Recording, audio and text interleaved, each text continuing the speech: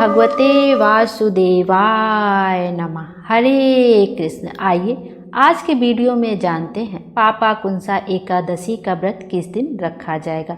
अश्विन माह की पापाकुंसा एकादशी का व्रत इस बार 3 अक्टूबर 2025 को रखा जाएगा। यह व्रत निरोगी काया, धन और पाप मुक्त होने का वरदान देती है।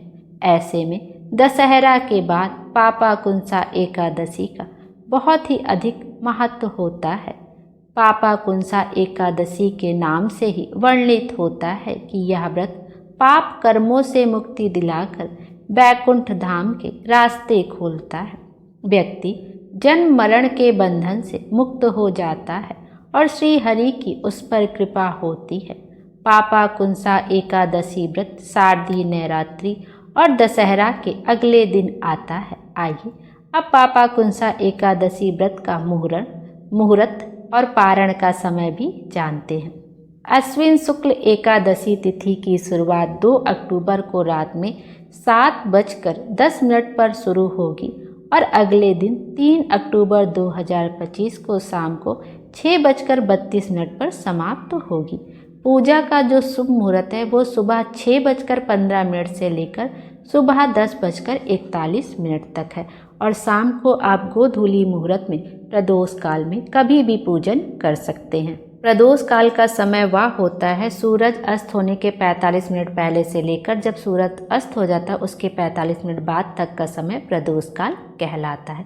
पापाकुंसा एकादशी व्रत का पारण 4 अक्टूबर 2025 को किया जाएगा।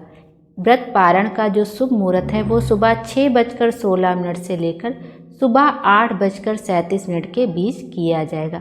पारण तिथि के दिन द्वादशी समाप्त होने का समय शाम को 5:09 तक है। आइए अब पापाकुंसा एकादशी का महत्व भी जानते हैं। पुराणों के अनुसार इस एकादशी व्रत करने वाले मनुष्यों के मातृ पक्ष के 10 पुरुष, पितृ पक्ष के 10 पुरुष तथा स्त्री पक्ष के 10 पुरुष भगवान विष्णु का रूप धरकर एवं सुंदर आभूषणों से परिपूर्ण होकर विष्णु लोक को जाते हैं। इस एकादशी के व्रत को करने से मनुष्य को निरोगी काया, सुंदर नारी तथा धन धान्य की प्राप्ति होती है।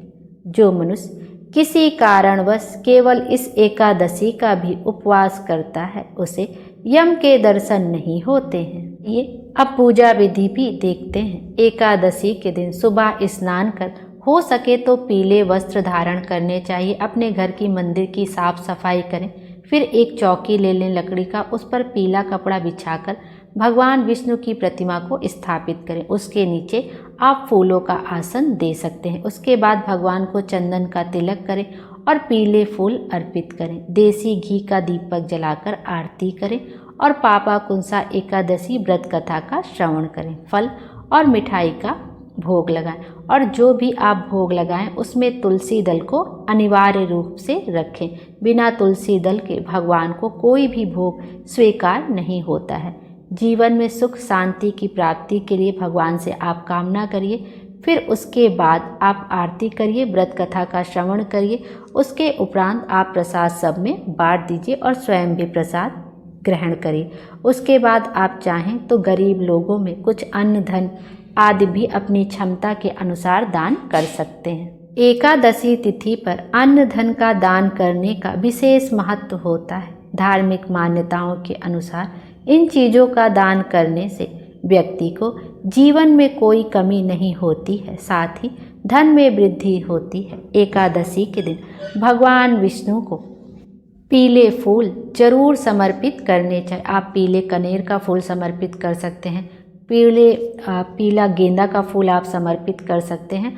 और एकादशी के दिन कुछ नियम भी होते हैं जिनका जरूर से ज़रूर ध्यान रखना चाहिए। एकादशी के दिन आपको तुलसी माता को जल समर्पित नहीं करना चाहिए क्योंकि उनका उस दिन निर्जला व्रत रहता है और यदि हम तुलसी माता को जल समर्पित करते हैं तो उससे उनका व्रत खंडित हो जाता है।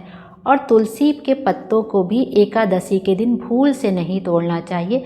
आप चाहें तो एक दिन पहले तुलसी के पत्तों को तोड़कर रख लें और अगले दिन या जब जिस दिन एकादशी है आप उस दिन यदि भूल गए हैं तोड़ना तो गमले के आसपास जो भी तुलसी की पत्ती झड़ गई हो आप उसे धो के उठा के धो लीजिए और उसके बाद उपयोग में ला सकते हैं, लेकिन एकादशी के दिन किसी भी फूल पत्ती को तोड़ना नहीं चाहिए।